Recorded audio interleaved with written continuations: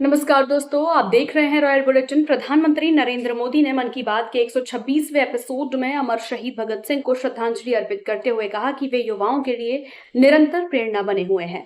भगत सिंह ने फांसी से पहले अंग्रेजों को पत्र लिखकर युद्धबंदी जैसा सम्मान देने का अनुरोध किया था, जिनसे उनकी अद्भुत संवेदनशीलता और वीरता झलकती है। प्रधानमंत्री ने बताया कि भगत सिंह जनता के दुखों के प्रति अत्यंत संवेदनशील थे और उनकी वाणी का प्रभाव आज भी युवा पीढ़ी पर गहरा है। पीएम मोदी ने स्वर कोकिला लता मंगेशकर और उनकी जयंती पर याद करते हुए कहा कि उनके गीतों में देशभक्ति और मानवीय भावनाओं की अनूठी गहराई है, जो सभी को छू कर जाती है। उन्होंने बताया कि लता मंगेशकर का भारतीय संस्कृति से गहरा नाता था और उनके गाए गीतों ने पूरे देश को प्रेरित किया। प्रधानमंत्री ने अपने व्यक्तिगत अनुभव भी साझा किए। लता दीदी उनसे राखी भेजा करती थी और उनका स्नेह सदा अटूट था।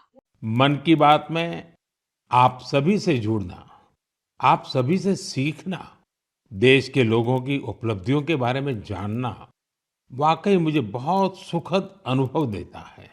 एक दूसरे के साथ अपनी बातें साझा करते हुए, अपनी मन की बात करते हुए हमें पता ही नहीं चला कि इस कार्यक्रम ने 125 एपिसोड पूरे कर लिए। आज इस कार्यक्रम का 126वां एपिसोड है और आज के दिन के साथ कुछ विशेषताएं भी जुड़ी हैं। आज भारत की दो महान विभूतियों की जयंती है। मैं बात कर रहा हूं शहीद भगत सिंह और लता दीदी की। साथियों, अमर शहीद भगत सिंह हर भारतवासी, विशेषकर देश के युवाओं के लिए एक प्रेरणा पुंज है। निर्भीकता उनके स्वभाव में कूट कूट कर भरी थी। देश के लिए फांसी के फंदे पर झूलने से पहले भगत सिंह जी ने अंग्रेजों को एक पत्र भी लिखा था। उन्होंने कहा था कि मैं चाहता हूं कि आप मुझे और मेरे साथियों से युद्धबंदी जैसा व्यवहार करें, इसलिए हमारी जान फांसी से नहीं, सीधा गोली मारकर ली जाए। आज लता मंगेशकर की भी जयंती है। भारतीय संस्कृति और संगीत में रुचि रखने वाला कोई भी उनके गीतों को सुनकर अभिभूत हुए बिना नहीं रह सकता। उनके गीतों में वो सब कुछ है जो मानवीय संवेदनाओं को झकझोरता है। उन्होंने देशभक्ति के जो गीत गाए, उन गीतों ने लोगों को बहुत प्रेरित किया। भारत की संस्कृति से भी उनका गहरा जुड़ाव था। मैं लता दीदी के लिए हृदय से अपनी श्रद्धांजलि प्रकट करता हूँ।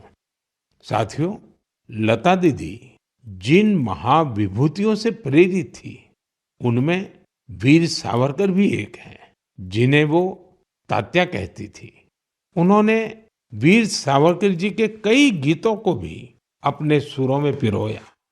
लता दीदी से मेरा स्नेह का जो बंधन था, वो हमेशा कायम रहा। वो मुझे बिना भूले हर साल राखी भेजा करती थी।